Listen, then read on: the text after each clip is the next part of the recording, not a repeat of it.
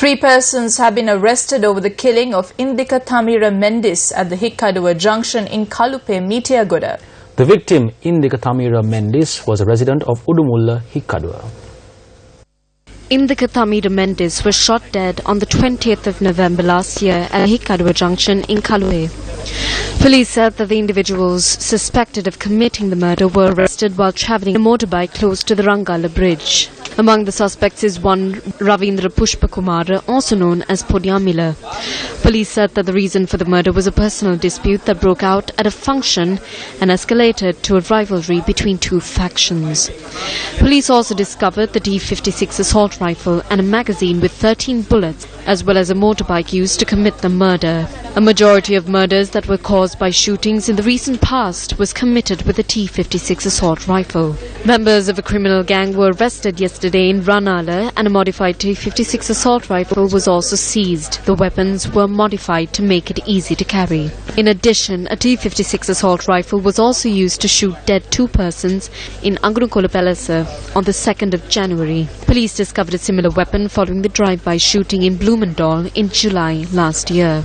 A raid on the 6th of September last year in Meegahathan, Bulat Sinhala, resulted in the arrest of a 17-year-old with a T-56 assault rifle. On the 26th of July last year, a similar rifle was discovered when a suspect was arrested over the shooting of a person in Pallikuda, Tangol. 5 persons were arrested in a raid in Mulleriava on the 26th of May last year by the excise officers. There too, a T-56 assault rifle was discovered. On the 12th of February last year, shots were fired using a similar weapon at a house in Lansia Vella, Vallampidia. The reason why the T-56 is mostly used by the murderers or assassins and all that, ammunition can be, purchased very easily. Then the next point is that, the T-56 can be easily transported. 87, 89, 90. Now, I mean, that was during the period the Southern Rebellion began and all that. So during that time, the subversive, they did certain attacks on the army personnel and robbed some weapons and all that. So some of the weapons are still to be recovered.